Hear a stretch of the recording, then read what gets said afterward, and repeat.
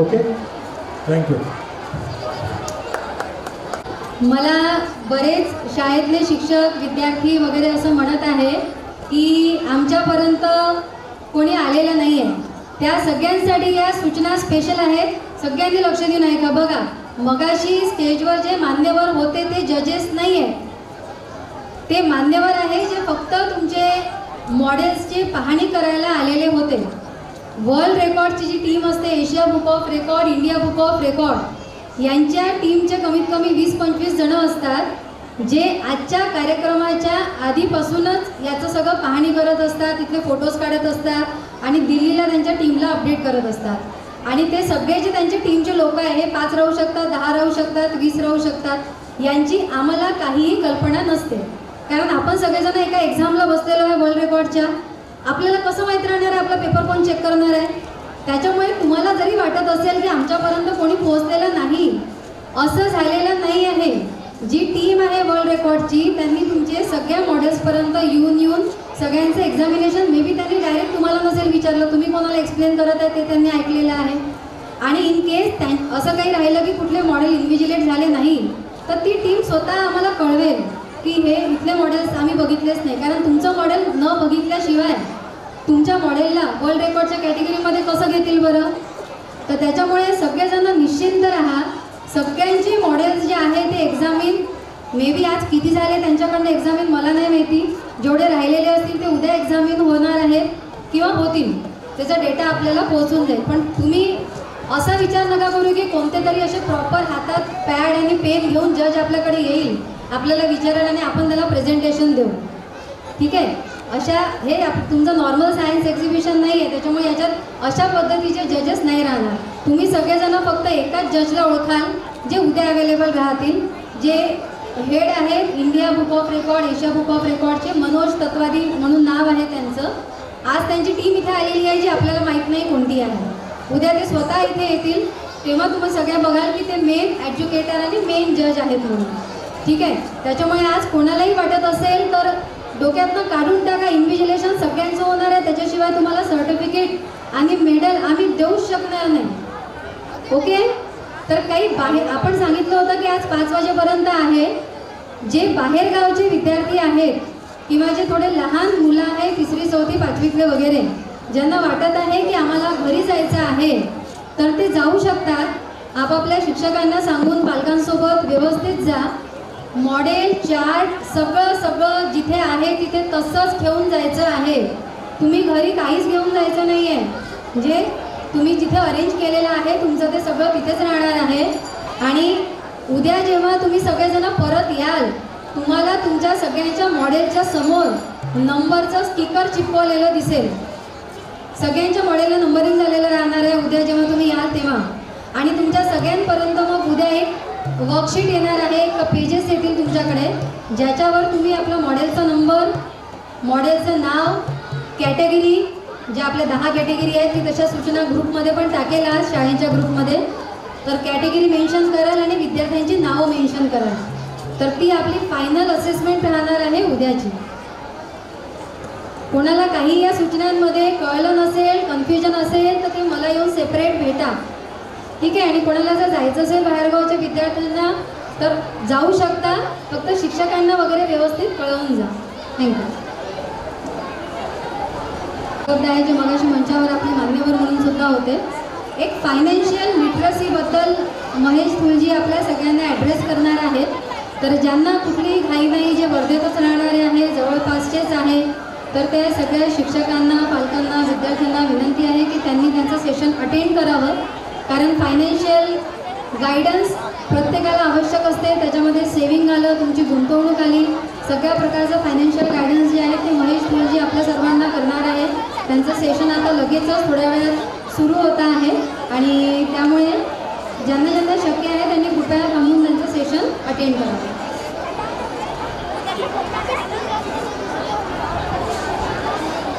थोड्या वेळासाठी लक्ष देऊ शकता का तुम्ही सर्व लोक? तुम्हाला वाटते का की हा विषय आपल्यासाठी महत्त्वाचा आहे म्हणून? हे थोडं गंभीर आहे आणि सर्वांसाठी खूप महत्त्वाचं आहे.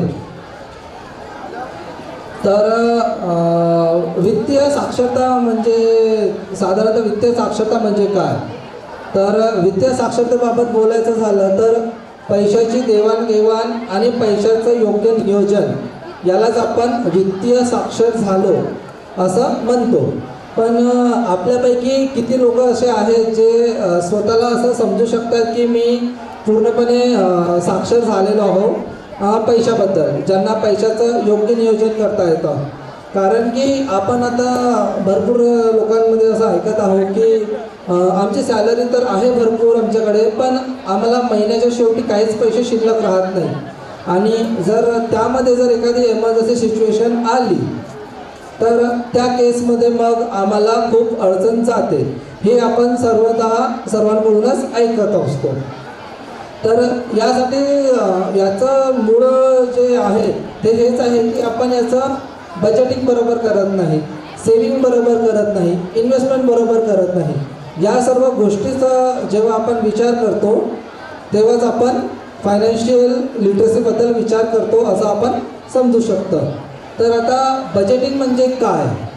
तर बजेटिंगमध्ये आता होऊ शकते की कोणी लोक इथे असे मजूर असेल ज्यांना आठवड्याला सॅलरी मिळते, कोणी इथे नोकरीवाले लोक असेल ज्यांना महिन्याला सॅलरी मिळते, कोणत्या सॅलरी मिळते. तर जे पण लोक ज्या पण कॅटेगरीमध्ये येत असतील त्याच्या हिशोबाने त्यांनी आपल्या पैशाचं नियोजन म्हणजे आम्हाला किती इन्कम मिळणार आहे, त्याच्यानंतर ते इन्कमचा पार्ट आपण कसा त्याचा खर्च करायचा. कारण की आपण काय करतो ना, पहिले खर्च करून घेतो, नंतर विचार करतो की आपण बचत करू, पण बचत हे कधीच नसते होत. त्यासाठी जेव्हा पण आपल्याला सॅलरी मिळते किंवा इन्कम येतं त्यामध्ये सर्वात अगोदर काही पार्ट आपण सेविंगसाठी काढून ठेवायला पाहिजे आणि उरलेला जो पार्ट आहे त्याला आपण खर्च करायला पाहिजे. आता उरलेला पार्ट पूर्णच खर्च करायचा का ते महत्त्वाचं आहे. तर उरलेला पार्ट पूर्णच खर्च नाही करायचा. त्याच्यामध्ये पण 2-3 कॅटेगरी आहेत की आपल्याला जे गरज वाटते की जसं आपल्याला घालायला कपडे पाहिजे, 2 टाईमचं जेवण पाहिजे, मुलांचा शिक्षणाचा खर्च असतो आणि घरी जर म्हातारे आईवडील असतील कोणी असेल तर त्यांना आपल्या आरोग्यासाठी दवाखान्याचा खर्च लागतो. हा आपला एक कंपल्सरी एक्सपेंडिचर आपण त्याला म्हणू शकतो. तर याच्यासाठी अगोदर काढायचं आणि त्याच्यानंतर जे उरलेले पैसे आहेत त्याला सेव्ह करायचं. आणि फक्त सेविंग करून म्हणून चालेल का? तर नाही. आता ते का बरं नाही? कारण की आपण आता जिथे जे थोडे मोठे लोक आहेत, जे लोक आपण लहान होतो त्यावेळेला आपल्याला जे जेवण मिळायचं, समजा कधी हॉटेलमध्ये जेवण करायला गेलं तर आपल्याला 30-40 रुपयामध्ये जेवण मिळायचं. पण आता जर आपण हॉटेलमध्ये जेवण करायला गेलं तर आपल्याला 200 रुपयाची एक थाली मिळतं. तर हे महागाई वाढत जात आहे आणि समोर चालून पण ही महागाई वाढतच जाणार आहे. तर त्यासाठी आपल्या पैशाची जी व्हॅल्यू आहे ते दिवसेंदिवस कमी होत जाते. तर त्या पैशाची व्हॅल्यू कमी होते, पण आपल्याजवळ जो पैसा आहे त्याची व्हॅल्यू कमी नाही झाली पाहिजे. त्यासाठी आपल्याला पैसा सेव्ह करून तर कुठेतरी इन्व्हेस्ट करावंच लागतं. आता इन्व्हेस्ट कुठे करायचा पैसा? आपण जर पैसा सेव्ह पण केला तर त्याला इन्व्हेस्ट करायसाठी आपण अशा ठिकाणी इन्व्हेस्ट करायचं जिथे आपल्याला महागाईपेक्षा जास्त व्याज मिळेल. आता साधारणतः जी महागाई आहे आपल्या देशामध्ये ते 4 ते 5% राहते. तर त्यापेक्षा जास्त जिथे तुम्हाला व्याज मिळत असेल तिथे तुम्ही इन्व्हेस्ट करू शकता. ते कुठे पण राहू शकते. तुमच्या हिशोबाने ते लो रिस्क पण आहेत, हाय रिस्क पण आहेत, वेगळ्या टाईपचे इन्व्हेस्टमेंट आहेत, त्यापैकी कुठे पण करता येतं. तर अशा प्रकारे इन्व्हेस्टमेंट आपल्याला करता येतं. हे तर झालं सर्व. त्याच्यानंतर इन्व्हेस्टमेंटची गोष्ट झाली. दुसरी गोष्ट जी आहे ते डिजिटल ट्रान्झॅक्शन्स. आपण सध्याच्या काळामध्ये डिजिटल युगामध्ये जगत आहोत. आपण आपल्या आजूबाजूच्या व्यक्तीशी कमी बोलतो, पण फेसबुक आणि इंस्टाग्राममध्ये जास्त लोकांसोबत चॅटिंग करतो. तर या डिजिटल युगामध्ये आपल्याला ट्रान्झॅक्शनचं जे काय म्हणतो ट्रान्झॅक्शन करणं खूप सोपी झालेलं आहे. अवघ्या 2-3 क्लिकमध्येच आपण ट्रान्झॅक्शन करतो. पण ट्रान्झॅक्शन करताना पण आपल्याकडून काही चुका होतात, त्याच्यामुळे आपल्यासोबत खूप मोठा फ्रॉड पण होऊ शकतो. तर डिजिटल फ्रॉड आणि डिजिटल ट्रान्झॅक्शन ह्या 2 गोष्टी खूप महत्त्वाच्या आहेत. तर डिजिटल ट्रान्झॅक्शन्स करताना काही गोष्टी थोड्याशा लक्षात ठेवायला पाहिजे. तर सर्वात पहिले म्हटलं तर डिजिटल ट्रान्झॅक्शन जेव्हा पण आपण करतो त्यावेळेला ज्यांना पण पैसे पाठवायचे आहेत त्यांच्याबद्दल पूर्ण इन्क्वायरी करून घ्यायची. म्हणजे जर मोबाईल नंबरवर पैसे पाठवायचं असेल तर आपण त्याच व्यक्तीला पैसे पाठवत आहोत का, जर QR स्कॅन करत असेल तर त्याच व्यक्तीला पैसे जात आहे का. कारण की कधी कधी असं होऊ शकते की तुमच्याने एक नंबर चुकीचा इन्सर्ट होऊ शकतो, त्याच्यामुळे पण ते पैसे दुसऱ्या व्यक्तीला जाऊ शकतात आणि एकदा जर पैसे गेले तर आपल्याला ते पैसे कधीच परत मिळू शकत नाही. हे पहिली गोष्ट. आणि सायबर सिक्युरिटीबद्दल जर बोलायचं जर झालं तर सायबर सिक्युरिटीमध्ये आपल्याकडून जे कधी OTP साठी कॉल येतात, मेसेजेस येतात. आपण टी व्हीमध्ये वगैरे भरपूर असं ऐकत असतो की OTP वगैरे शेअर नाही करायचा, कोणाशी फोन वगैरे जर कोणाला आला तर आपला आयडेंटिटी कोणाला सांगायची नाही. आणि सर्वात महत्त्वाचं म्हणजे आता ते यंगस्टर आहेत, आपण जेव्हा फिरायला वगैरे जातो, कुठे पण जातो तर आपण काय करतो ना, आपले जे फोटो आहे इन्स्टंट फोटो काढून फेसबुक इंस्टाग्रामवर वगैरे अपलोड करतो. तर त्याच्यामुळे काय होतं ना, फ्रॉडस्टरला आपली माहिती पूर्ण मिळून जाते आणि इवन बाकीचे जे घराजवळचे चोर असतात त्यांना पण माहिती मिळते की हा व्यक्ती आता घरी नाही आहे, तर आपण त्याच्या घरी जाऊन चोरी करू शकतो. आणि असे भरपूर इन्स्टन्सेस झालेले आहेत. तर त्याच्यासाठी जमतपर्यंत प्रयत्न करायचा की सोशल मीडियावर जेव्हा फोटो टाकतो आपण तर ते फोटो आपण पहिले फिरायला जायचं, पूर्ण एन्जॉय करायचं आणि घरी आल्यानंतर फोटो टाकायचे, जेणेकरून आपण थोडंसं सावधान आहोत त्याच्यामुळे की परत आल्यानंतर आपल्याला माहिती आहे आपण आता घरीच आलो आहे, आपलं काही नुकसान होणार नाही. आणि दुसरी गोष्ट म्हणजे जेव्हा पण आपल्याला एखाद्या अननोन पर्सनचा फोन येतो, जनरली जे सायबर क्राईम्स असतात म्हणजे जे आपण फ्रॉड्स आपल्यासोबत होतात तर 3 गोष्टीमुळेच होऊ शकतात. सर्वात पहिली गोष्ट जी असते की घाई. कुठले पण लोक जेव्हा फोन करतात ते खूप घाईमध्ये असतात की तुम्ही हे आत्ताच्या आत्ता जर करा, जर तुम्ही हे काम 2 मिनिटामध्ये किंवा 5 मिनिटामध्ये जर नाही केलं तर तुमच्यासोबत खूप वाईट होणार. ते वाईट काही पण होऊ शकतो. कधी कधी सांगू शकतं की तुमचं कोणी जवळचा नातेवाईक हॉस्पिटलमध्ये ॲडमिट आहे, ॲक्सिडेंट झाला आहे, जर तुम्ही आताच्या आता पैसे नाही पाठवले तर त्याचं ऑपरेशन नाही होणार किंवा काही नाही होणार. तसंच इलेक्ट्रिसिटीवाले फोन करून म्हणतील की जर तुम्ही आताच्या आता जर पैसे बिल पे नाही केलं तर तुमच्या घरची इलेक्ट्रिसिटी कट केली जाणार. ॲक्च्युली असं कधी होत नाही. तुम्हाला सर्वात अगोदर तर कोणी फोन करणार नाही. आणि बँकेतून पण जर कधी फोन आला, कोणी OTP वगैरे मागितला तर या सर्व गोष्टीपासून सावध राहायचं. आता हे तर सर्व गोष्टी झाल्या सायबर क्राईम, डिजिटल ट्रान्झॅक्शन. आपण सर्वजणांकडे जवळपास सेव्हिंग अकाउंट तर सर्वांकडे आहेतच. आणि तुम्ही सर्वच व्यक्ती बँकेसोबत जोडलेले आहात. तुमचं अकाउंट प्रत्येक व्यक्तीचं आता अकाउंट आहे, ते अकाउंट कुठल्या ना कुठल्या बँकेमध्ये आहे. आणि भरपूर लोकांना असे अनुभव येतात की जेव्हा आपण बँकेमध्ये जातो तेव्हा बँकवाले आपल्यासोबत चांगलं वागत नाही किंवा जे आपलं काम आहे ते काम ते पूर्ण वेळेत करत नाही. तर अशा वेळेला काय करायचं? जर समजा तुम्हाला बँकेच्या विरुद्ध कंप्लेंट करायची असेल तर ती कुठे करायची?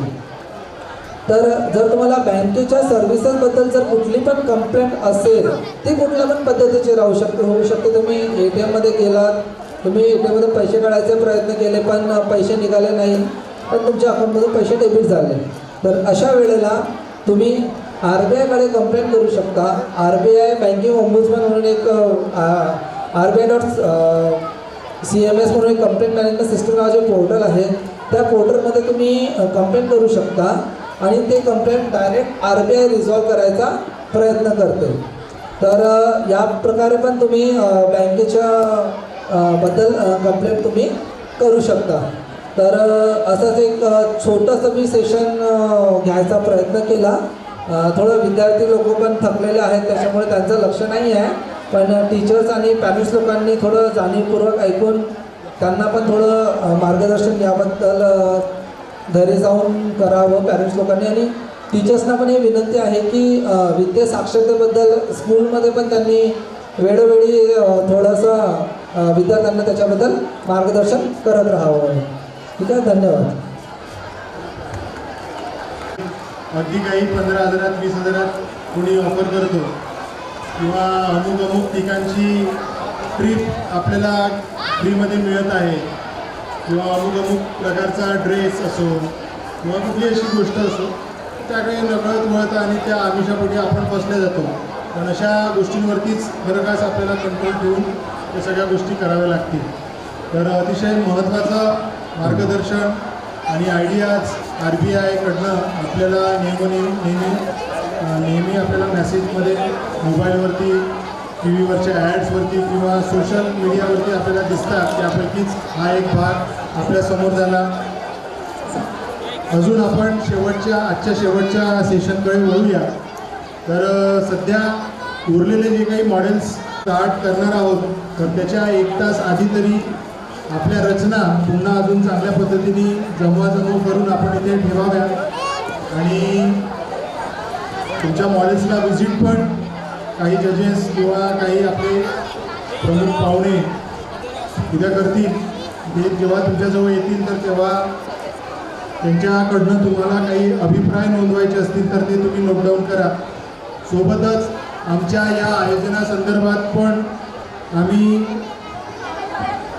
एंट्री जिथे तुम्ही केली होती त्या ठिकाणी रजिस्ट्रेशनच्या ठिकाणी आम्ही एक फीडबॅक ग्रुप प्लॅन करणार आहोत.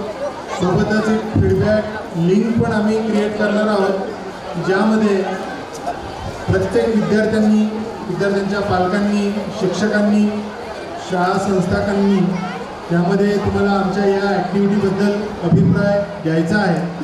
तो अभिप्राय आम्हाला आमच्या समोरच्या अशा आयोजनाकरिता नक्कीच खूप फायद्याचा राहील. जी काही तुम्ही मॉडेल्स इथे आणलेली होती ती मॉडेल्स तुम्हाला न उचलता मॉडेल्स तुम्हाला इथेच ठेवायची आहेत.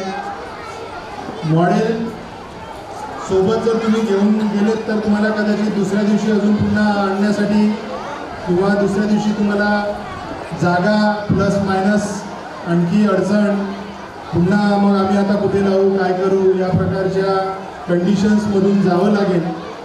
म्हणून सध्या तरी तुम्ही जिथे चार्ट्स जिथे तुमचे मॉडेल ठेवलेले आहेत त्या मॉडेल्सवरती तुमचं लेबल करून ठेवा.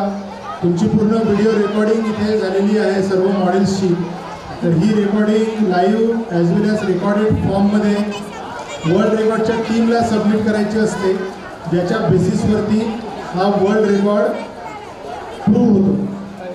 तर त्या पद्धतीचे सगळे पुरावे आम्हाला सबमिट करण्याकरिता तुमची मॉडेल्स इथेच ठेवा. ज्यांना शक्य होत असेल किंवा आम्ही आज घेऊन जातो पण तुमची नेमून दिलेली जागा ही जर मागे पुढे झाली तर त्याकरिता कदाचित आयोजकांना तुम्ही उद्या अजून ब्लेम कराल.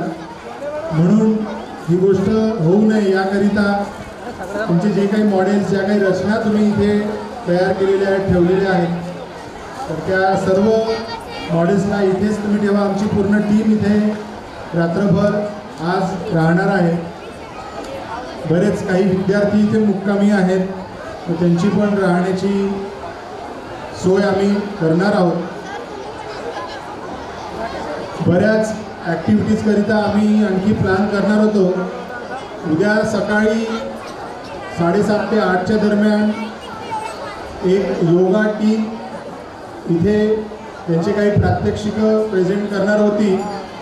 पण मला वाटतं आजची जी काही धावपळ आणि सगळं शेड्यूल बघता कदाचित उद्या सकाळला एकदम तुम्हा सर्वांना किंवा काही जवळचे जे विद्यार्थी आहेत त्यांना बोलवताना कदाचित ते थोडंसं मॅनेजेबल होणार नाही.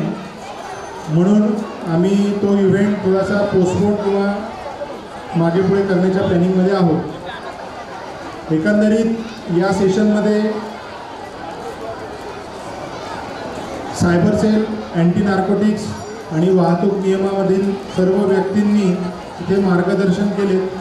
बँकेकडनं पण एक सेशन झालं आणि IKS या थीमवरती आधारित जे वेगवेगळे स्पेशलिस्ट म्हणावं सगळे असे प्रमुख वक्ते त्यांनी आपल्या सगळ्या गोष्टी तुमच्यासमोर मांडल्या.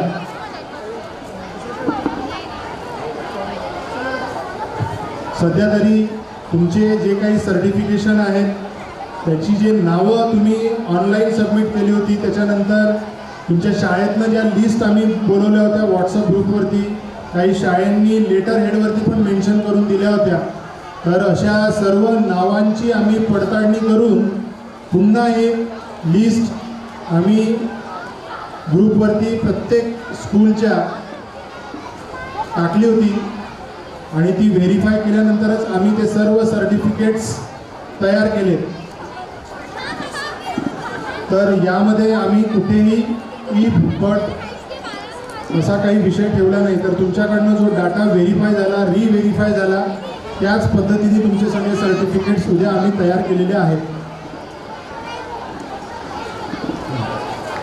तर शक्य होत असेल तर मॉडेल्स इथेच तुम्हाला ठेवायची आहेत आणि ज्याही विद्यार्थ्यांना वाटत आहे की आमच्या टीमपैकी कोणी त्यांच्याकडे येईल किंवा तुमच्याकडे काही लोक अजूनही तुमचं ॲनालिसिस करू इच्छितात, तर त्यांनी पण आपल्या आपल्या मॉडेलजवळ उपस्थित राहावं.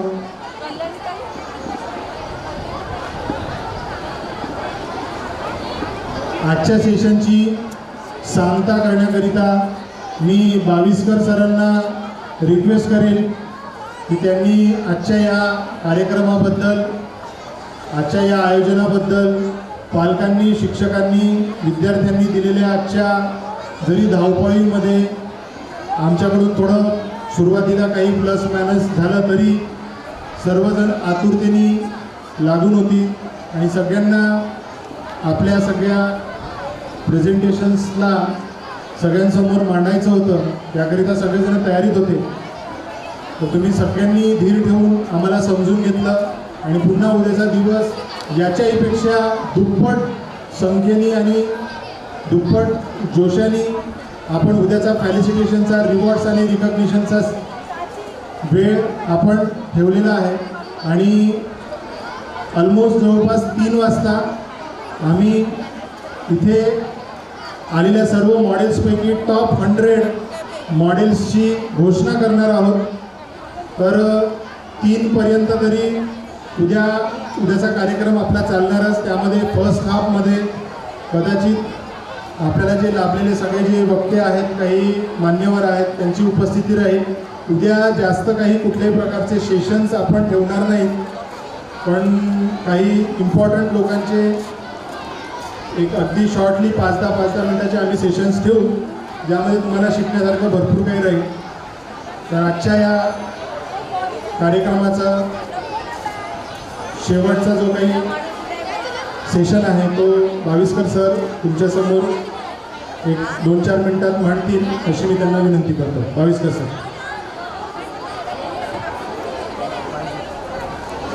गुरुर्ब्रह्मा गुरुर्विष्णू गुरुर्देव महेश्वरः गुरुर् साक्षात परब्रह्म तस्मै श्री गुरुवे नमः.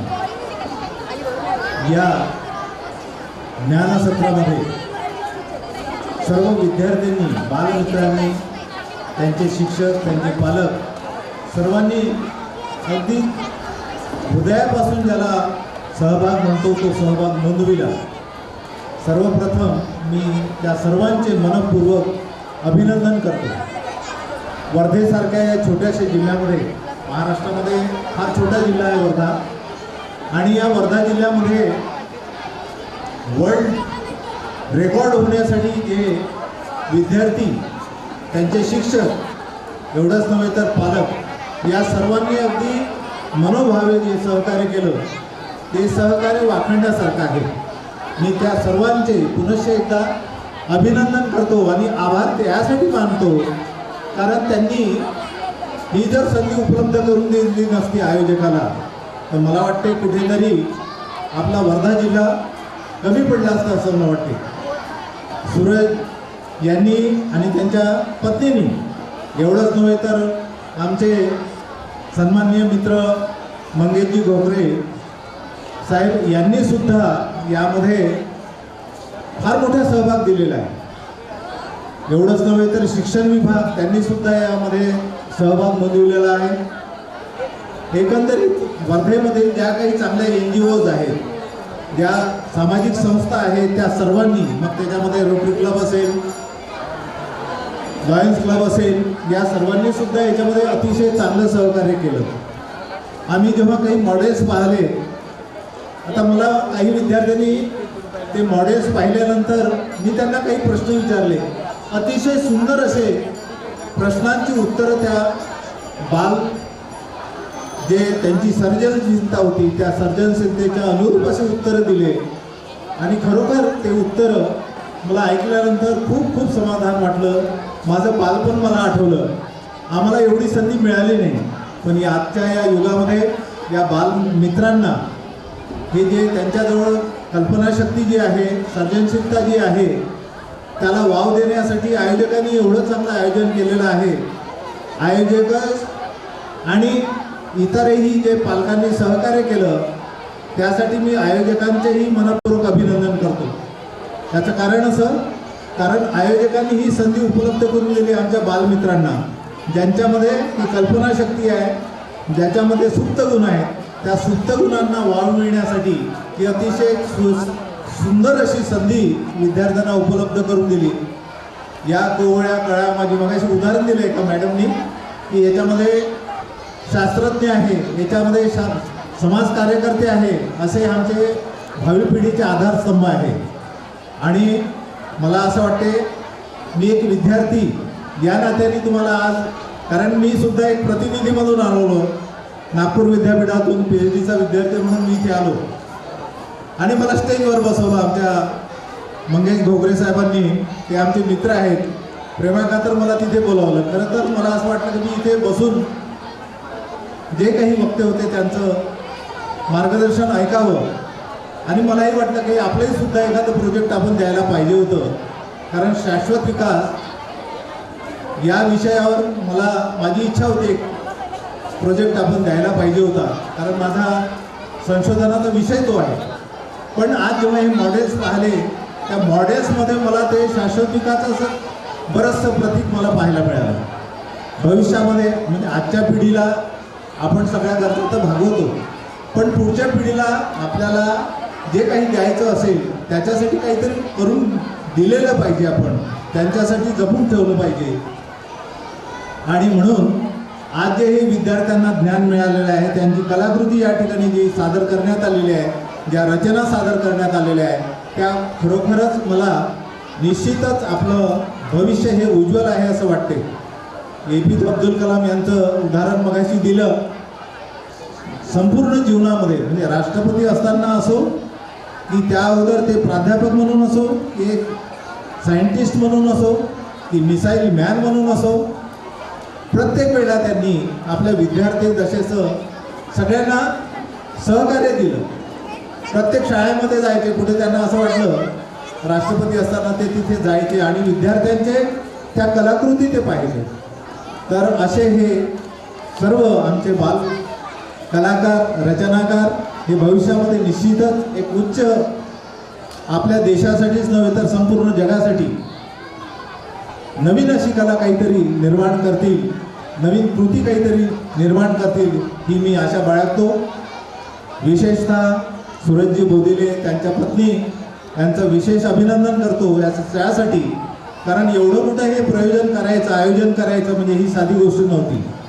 मला 15 दिवसाअगोदर ते भेटले आणि तेव्हा मला त्यांनी सांगितलं, त्यावेळेला मी त्यांचं अभिनंदन केलं, की म्हटलं जरूर असा इव्हेंट्स तुम्ही घ्या, आम्ही नक्की तुमच्या त्या कार्याला पाहायसाठी जरूर येऊ.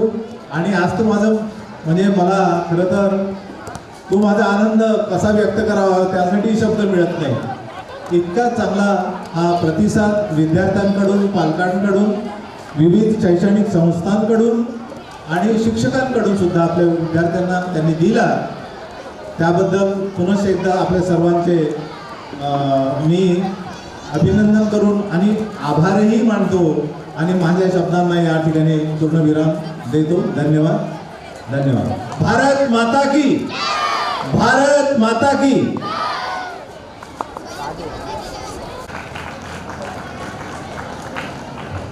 तसे देऊन गाडगे सरांचं स्वागत करावं. नागपूरचा आज ते आपल्या या कार्यक्रमाला उपलब्ध झालेले आहेत.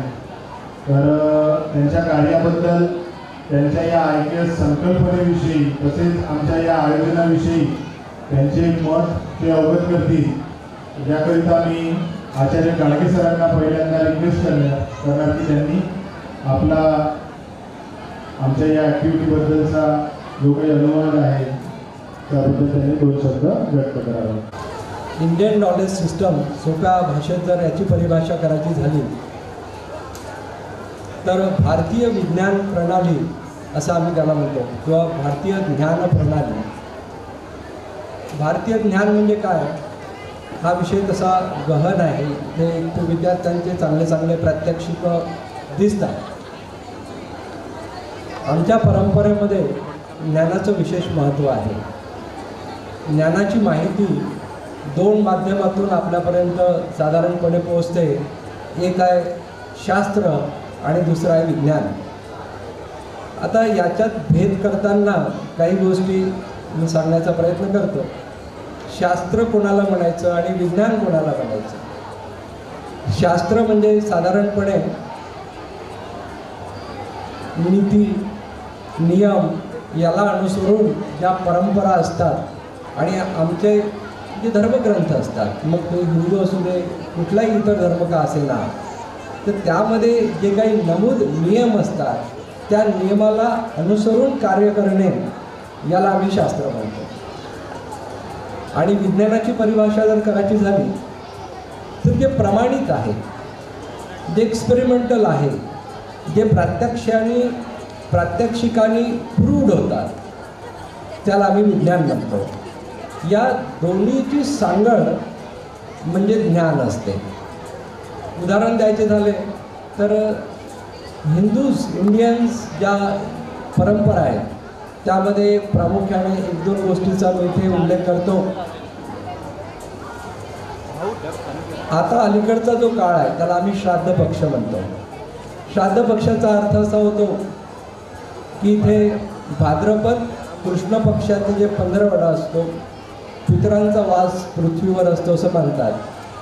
ही माहिती ज्या धर्मग्रंथ किंवा संकल्पनेतून येते त्याला मी शास्त्र म्हटलं.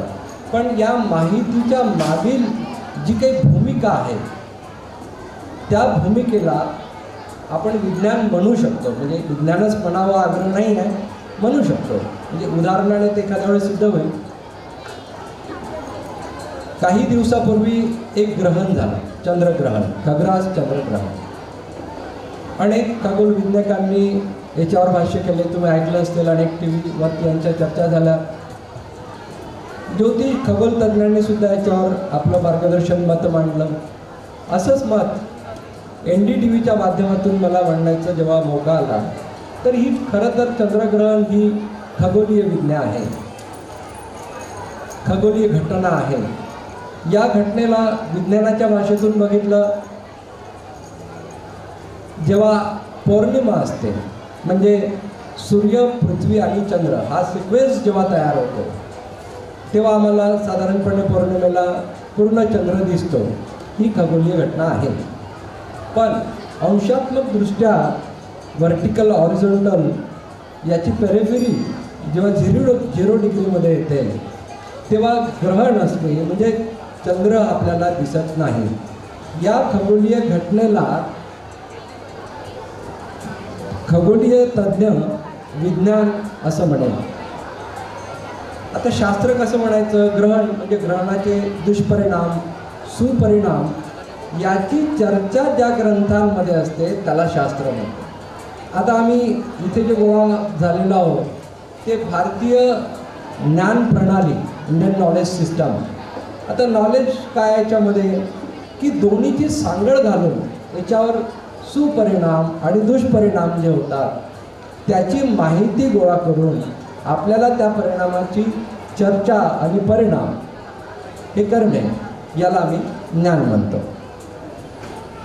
पुढल्या काही दिवसानंतर एक अजून पौर्णिमा येणार आहे.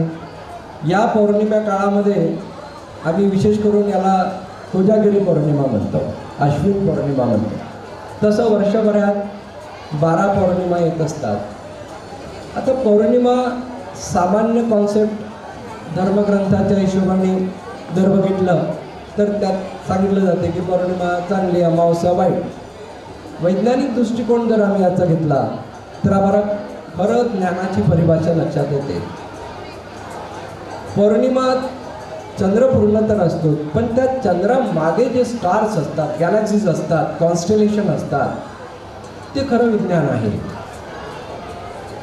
आमचे जे ॲस्ट्रॉनॉमर होते, म्हणजे प्राचीन ज्याला खगोलतज्ञ आम्ही म्हणू, त्यांनी या स्टार्सचा खूप चांगला अभ्यास केला होता. हे स्टार्स पृथ्वीपासून काही लाईट इयर्स दूर असतात. त्यामध्ये विशेष करून जो या पौर्णिमेला स्टार्स असतात, तो म्हणजे अश्विन पौर्णिमेला ज्याला कोजागरी म्हटलं, तो पूर्वा भाद्रपदा उत्तरा भाद्रपदात नावाचे स्टार्स असतात. आणि त्या स्टार्सचं जे अंतर असते पृथ्वीपासून आणि सूर्य ज्या स्टार्समध्ये असतो त्याचं जे अंतर असते, एक चित्रा नक्षत्र, स्वाती नक्षत्र नावाचं असते, स्पायका स्टार्स म्हणतो, that is very nearest stars from our solar system. म्हणजे आम्ही फक्त 36 लाईट इयर्स दूर हा आमच्यापासून आहे. तर या स्टार्सचे जे परिणाम पृथ्वीवर, मानवावर, जीवसृष्टीवर जे होतात, त्याचा अभ्यास करणारं जे शास्त्र आहे त्याला खगोल विज्ञान म्हणतात. आणि ग्रंथांमध्ये जे दाखले दिल्या जातात की या कोजागरीचे जे परिणाम होतात ते धर्मशास्त्रांमध्ये येतात. म्हणजे कोजागरीला रात्री दूध आटवून त्याचं प्राशन करणं आयुर्वेदा सांगते, किंवा त्याचे औषधी तत्व त्या दुधामध्ये येतात वगैरे हे सांगणं, तर याला आम्ही शास्त्र म्हणतो. आता या शास्त्राला खरी सांगड जर विज्ञानाची लागली तर खरं ज्ञानाने आम्ही प्रभावित होऊन त्याचा परिणाम मनुष्य जीवनावर चांगला होतो. त्यानंतर येणाऱ्या 15 दिवसानंतरच्या काळामध्ये अमावस्या येते, त्याला आम्ही दिवाळीची अमावस्या सुद्धा म्हणतो. खरं तर हे स्टार्स आमच्या ब्रह्मांडापासून 300 ते 400 लाईट इयर्स दूर असतात, म्हणून पृथ्वी तलावर त्याचा चांगला परिणाम होत नाही. जसं सूर्याचा परिणाम सकाळपासून संध्याकाळपर्यंत वेगवेगळ्या पद्धतीने होतो. अलीकडे शास्त्रज्ञांनी जे शोधलं त्यामध्ये अतिनील किरण, म्हणजे आपण ऐकलं असेल अल्ट्राव्हायोलेट रेज ज्याला म्हणतो आपण, याचं संशोधन युरोपियन शास्त्रकारांनी 1801 मध्ये केलं. मग अतिनील किरणे संशोधन केल्यानंतर जेव्हा येते आम्ही त्याला विज्ञान मानू लागलो. पण हजारो वर्षापूर्वी ही जी परंपरा होती ज्याला इंडियन नॉलेज सिस्टम म्हणतात, म्हणजे सूर्यप्रकाशाचा परिणाम होतो असं मानून लोकांनी आम्हाला सांगितलं की सूर्याला अर्घ्य द्यावं, हे त्याच्या मागचं विज्ञान होतं. पण विज्ञानाची उकल मात्र लोकांना झाली नाही आणि वैज्ञानिकतेच्या दृष्टिकोनातून जे आम्हाला सांगितलं गेलं त्याची उकल झाली. बस एवढंच या दोघांमधलं अंतर आहे. हे जे प्रात्यक्षिकं किंवा हे जे असे प्रोग्राम केले जातात IKSच्या माध्यमातून, त्याचा मुख्य उद्देश हा असतो की भारतीय ज्ञान परंपरा प्रणाली याला प्रपोगेट करणं. कारण मी अजून एक उदाहरण देणार, जसं मी म्हटलं अल्ट्राव्हायोलेट रेजचं आणि इन्फ्रारेड रेज, याही पलीकडे जे असे ग्रह तारे आमच्या ब्रह्मांडामध्ये आहे त्याची माहिती देणारा जो सायंटिस्ट आहे 1582 मध्ये गॅलिलिओ इटलीचा जो सायंटिस्ट आहे, त्यांनी सर्वप्रथम मांडले की हे ग्रह गोल स्वतःभोवती फिरतात, पृथ्वीभोवती फिरतात, पण गोलच फिरत नाही असं सिद्धांत मांडणारा त्यानंतर त्या 22 वर्षानंतर म्हणजे 1609व्या वर्षी केपलर नावाच्या वैज्ञानिकांनी हा सिद्धांत मांडला की दीर्घ वर्तुळाकार फिरतात. मग यांना आम्ही सायंटिस्ट म्हणतो कारण विज्ञान असं मानतं की हे प्रात्यक्षिक त्या लोकांनी संशोधन करून लोकांसमोर मांडला हा सिद्धांत, म्हणून त्याला आपण विज्ञान म्हटलं. पण त्याही पलीकडे वैदिक काळात हजारो वर्षापूर्वी आर्यभट्ट असेल, वराहमिहिर असेल, पराशर असेल, या वैज्ञानिकांनी हे सिद्धांत याहीपेक्षा सखोल मांडणी करून जगासमोर ठेवलं. ही जे विज्ञान आहे अजूनही जगासमोर येत नाही. याचं एक उदाहरण मला द्यायचं झालं, जसं आज आम्ही मानतो की रविवार आहे, काल शनिवार, आपण कालपासून इथे प्रात्यक्षिका आपले करत आहेत शनिवार रविवार. हा जो कॉन्सेप्ट आहे जगासमोर भारतीय वैज्ञानिकांची देण आहे. जसं सरांनी मग सांगितलं, तुमच्या तुमच्या शहराजवळच आमचं जे ॲस्ट्रॉनॉमी पार्क आहे तिथे काही यंत्रांची आम्ही स्थापना केलेली आहे. त्यामध्ये विशेष करून वार यंत्र, तिथी यंत्र, नक्षत्र यंत्र, तुमच्यापैकी काही लोक गेले असतील तर सूर्यघड्याळ, हे सुद्धा वैज्ञानिक सिद्धांत आहेतच. ते आम्ही रोजच्या रोज वापरतो सुद्धा. जसं मी सांगितलं वार, पण या वाराची उत्पत्तीचा जो सिद्धांत आहे, सर्व दूर America, China, Europe, Australia, Russia, सर्व लोक आज रविवार तर रविवार म्हणतात. पण ही देण भारतीय वैज्ञानिकांची आहे, हे किंबहुना खूप कमी लोकांना याची माहिती आहे. पण हा क्रम लागतो कसा? कारण आम्हाला निदान ही माहिती आहे, त्या खोलात मी जाणार नाही, कारण प्रोफेसर पेशवेसर इथं बसले आहेत. त्यांची टीम VNITची जे सायंटिस्ट आहे, 5 सायंटिस्ट, या लोकांनी काही तेथील यंत्रांवरती संशोधन करून त्याला ॲटोमाइज केलं. वाया सॅटेलाईट ते काम करतं, कम्प्युटराईज ते सिस्टम आहे, चंद्राच्या पेरिफेरीनुसार ते गणित चालतं. मी फक्त एक छोटंसं उदाहरण म्हणून याला मांडण्यासाठी म्हणून रविवार शनिवार जे आम्ही म्हणतो ते आमच्या ब्रह्मांडातील जे 7 ग्रह आहेत, म्हणजे सूर्याभोवती फिरणारे जे ग्रह आहेत, दृश्य ग्रह 6, त्यापैकी सर्वात जवळचा बुध हा ग्रह साधारणपणे 6 ते 7 महिने एक परिक्रमेला लागतो. त्यानंतर शुक्र, व्हेनस प्लॅनेटला 8 ते 9 महिने लागतात. त्यानंतर आमची पृथ्वी सूर्याभोवती फिरायला 360 दिवस किंवा 1 वर्ष लागते. पृथ्वी आम्हाला फिरताना दिसत नाही. पृथ्वीवरून आम्ही सर्व ग्रहांचं निरीक्षण करतो, म्हणून सूर्य आम्हाला फिरताना दिसते. गणित आमची 1 वर्षाची बरोबर घेतलं आणि वार कन्सेप्टमध्ये आजचा जो रविवार आहे त्याला सूर्यवार किंवा सन डे याच कारणाने आम्ही म्हटलेलं आहे. त्यानंतरचा ग्रह आहे मंगळ. याला साधारणपणे 18 महिने 1.5 वर्ष एक परिक्रमेला लागतात. गुरु ज्युपिटर साधारण 12 ते 13 महिने किंवा 13 वर्ष एका परिक्रमेला लागतात. आणि सर्वात लास्ट स्लोएस्ट प्लॅनेट ज्याला आम्ही शनी म्हणतो, हा शनी 30 वर्षात एक परिक्रमा करतो. हे सर्व 8वी 9वी वर्ग शिकणाऱ्या विद्यार्थ्यांना सुद्धा हा ग्रहांचा क्रम ॲज इट इज सर्वांना माहिती आहे. याच क्रमानुसार म्हणजे slowest planet to fastest planet. आता यामध्ये स्लोएस्ट प्लॅनेट आमचा शनी होतो. शनी 30 वर्ष लागतात, म्हणून शनीला मंदगती ग्रह. त्यानंतर गुरु, मंगळ, सूर्य, शुक्र, बुध आणि चंद्र. चंद्राला फक्त 30 दिवस आमच्या पृथ्वीभोवती फिरायला लागतात. हा जो क्रम आहे या वारामध्ये घेतलेला आहे सर्वात महत्त्वाचं. काल शनिवार होता, तर सूर्योदयापासून सूर्योदयापर्यंतच्या काळाला आम्ही वार म्हणतो. आणि या वाराच्या संकल्पनेमध्ये 24 डिव्हिजन्स केले, त्याला होरा म्हणतात. होऱ्यावरूनच आवर या शब्दाची उत्पत्ती होते. आणि 24 आवर्स हा जो कॉन्सेप्ट आहे भारतीय वैज्ञानिकांनी जगासमोर मांडला. आज रविवार तर उद्या सोमवार, याला मून डे म्हणतात. सोमला चंद्र म्हणतो आम्ही, तर चंद्रवार, सोमवार किंवा मून डे किंवा मंडे ही जी संकल्पना मांडणारे दुसरे तिसरे कोणी नाही. आर्यभट्टसारखे होराचक्र तयार करणारे, तो गॅलिलिओ आणि आर्यभट्टाची जर तुलना केली तर आर्यभट्ट 2000 वर्षापूर्वी होऊन गेले, पण ऋग्वेदाचा काळ 16,000 वर्ष किमान जरी मांडला. आचार्य विनोबा भावे आपल्या शहरातीलच, यांनी सुद्धा आपल्या वैज्ञानिक भूमिकेतून किमान 12 ते 13,000 वर्ष, टिळकांनी 16,000 वर्ष, मॅकमुलर नावाचा जो सैद्धांतिक ग्रंथकार किंवा फिलॉसॉफर होता, त्यांनी मांडलं की 12 ते 16,000 वर्ष. आम्ही त्या पलीकडे जाणार नाही, वैदिक कथनामध्ये जाणार नाही, पण जे सायंटिफिकली प्रूव्हन आहे त्यांचा कालारंभ जरी धरला तरी वेद काळ हा 16,000 धरला तर 16,000 वर्षापूर्वी सुद्धा वाराचा सिक्वेन्स होता. म्हणून हे मानणं किंबहुना चुकीचं होते की गॅलिलिओ हे ग्रहांचे शोधकर्ते होते किंवा Galileo is a prominent scientist of the world असं मानणं चुकीचं होते. हे समजून घेणं, यालाच भारतीय विज्ञान प्रणाली असं म्हणतात, हे लक्षात घेणं आपल्याला गरजेचं आहे. विद्यार्थी मित्रांनी हे लक्षात घ्यावं, जे आम्ही शिकतो विज्ञान ते गरजेचं आहेच, पण त्यांच्या आधी जे भूमिका मांडणारी वैज्ञानिकता आहे ते सुद्धा आम्हाला सर्वात जास्त महत्त्वाचे आहे. आणि सर्व वैज्ञानिक चष्म्याने याला बघून येणाऱ्या काळात हे स्पष्ट होत जाईल. विज्ञानाला जसं सांगितलं तितकं माहिती आहे, त्याला आम्ही विज्ञान म्हटलं.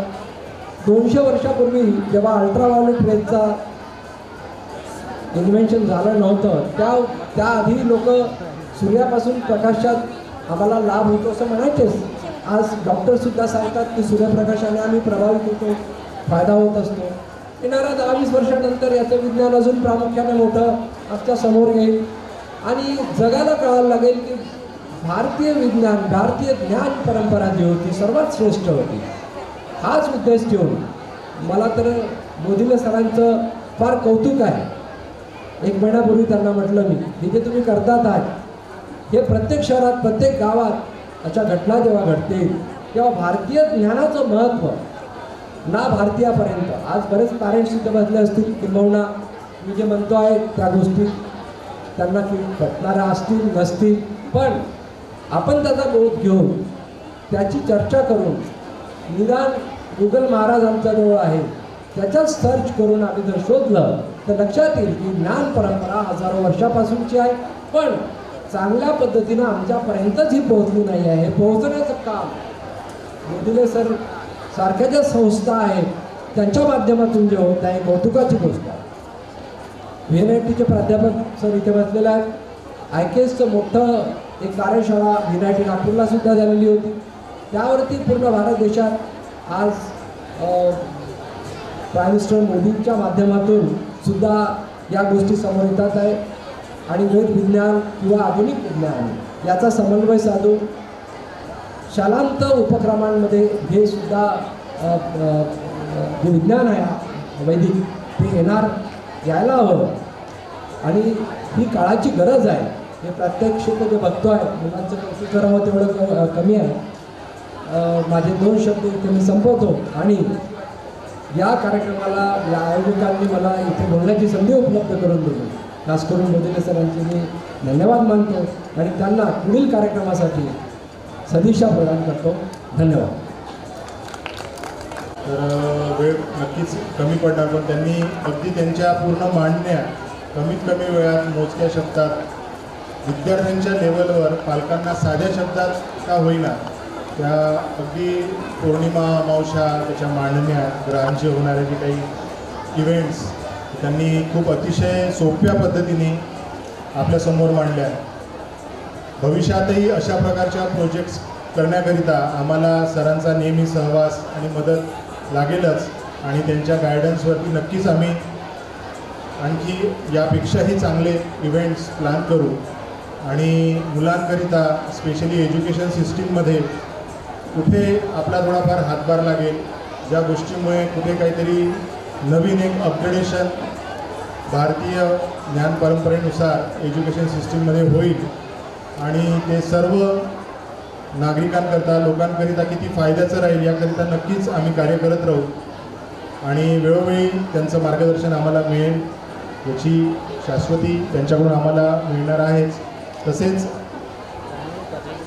त्यांच्या टीमतर्फे पण आम्हाला त्यांच्या जे काही कार्य तिकडे चालू राहतात त्यांचे जे ॲस्ट्रॉनॉमिकल पार्क आहेत तर त्या ॲस्ट्रॉनॉमिकल पार्कला इथे उपलब्ध असलेल्या किंवा आणखी आपले जे तुमचे मित्र आहेत, तुमचे स्कूलमधले फ्रेंड्स आहेत, पालक आहेत, शिक्षक आहेत, त्यांना पण आपल्या चौकी येथील ॲस्ट्रॉनॉमिकल पार्कच्याबद्दल तुम्ही माहिती सांगाल. इथे कुठल्याही प्रकारची आतापर्यंत तरी कुठलीही एंट्री फी अजून ठेवलेली नाही आहे.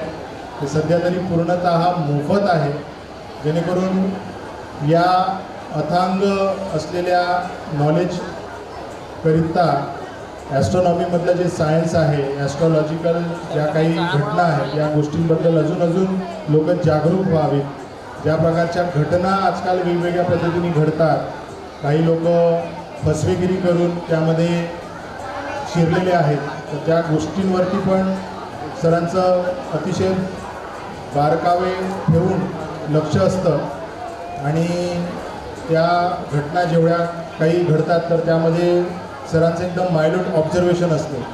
तर अशाच प्रकारच्या आणखी दुसऱ्या गेस्ट स्पीकर आपल्याला दुसऱ्या विषयावरती आपल्याला लाभलेले आहेत. तर ते आहेत डॉक्टर पेशवे सर, VNIT प्रोफेसर. त्यांच्या पण मार्गदर्शनातून आज आपल्याला या IKS वरती आधारित असलेल्या ज्ञान महोत्सवामध्ये उपस्थित असलेल्या सर्व विद्यार्थ्यांना, पालकांना आणि जे उपस्थित असलेले जे काही आपले गेस्ट आहेत, काही जरी आपल्या कामात ते व्यस्त आहेत पण हे सेशन आम्ही रेकॉर्डेड फॉर्ममध्ये पण लाईव्ह टेलिकास्ट करणार आहोत आणि सोबतच याचे जे एव्हिडन्सेस आहेत हे पण आमच्याकडे राहतील आणि समोर आमचं जे यूट्यूब चॅनल आहे तर त्या चॅनलवर पण ज्या काही मांडण्या या 2 दिवसात स्टेजवरती होणार आहेत तर त्या पण आम्ही तिथे अपलोड करणार आहोत. तर त्याकरिता जरी तुमचं आज तुमच्या प्रकल्पात लक्ष आहे, काही लोक अजूनही एंट्री रजिस्ट्रेशनमध्ये व्यस्त आहेत, पण समोर फ्युचरिस्टिक जेव्हा कधी तुम्हाला वेळ मिळेल तर तेव्हा तुम्ही नक्कीच हे सर्व महत्त्वाचे विषय जे तुमच्यासमोर प्रेझेंट होत आहेत तर ते जेव्हा कधी तुम्हाला वेळ मिळेल तर ते नक्कीच तुम्ही वेळ देऊन ऐकू शकता, बघू शकता. तर मी माननीय आपले प्राध्यापक VNITचे प्रोफेसर दिलीप पेशवे सर यांना मी विनंती करेन की त्यांनी IKS या संकल्पनेबद्दल सध्या भारतातील स्थिती आणि IKS विषयी त्यांच्या इन्स्टिट्यूटमध्ये होणाऱ्या काही ॲक्टिव्हिटीज आणि फ्युचरिस्टिक काही जे काही ॲप्रोचेस जे आहेत त्यावरती प्रकाश टाकावा, जेणेकरून आमची पण जी या विषयाला धरून समोर अजून काही प्लॅनिंग आहे तर त्यामध्ये आम्हाला आमच्या विद्यार्थ्यांना आम्ही त्या इथे जे काही मुलं सहभाग झाले आहेत तर त्या मुलांना आम्ही फ्युचरिस्टिक त्या गोष्टी कशा सांगू शकतो आणि त्यांना पण ते कशा पद्धतीने फायद्याचं ठरेल यावरती त्यांनी प्रकाश टाकावा. तर प्राध्यापक प्रोफेसर दिलीप पेशवे सर मी यांना रिक्वेस्ट करतो की त्यांनी त्यांची मांडणी करावी. सर. योगेश डोंगरेजी, सूरज बोधिरेजी आणि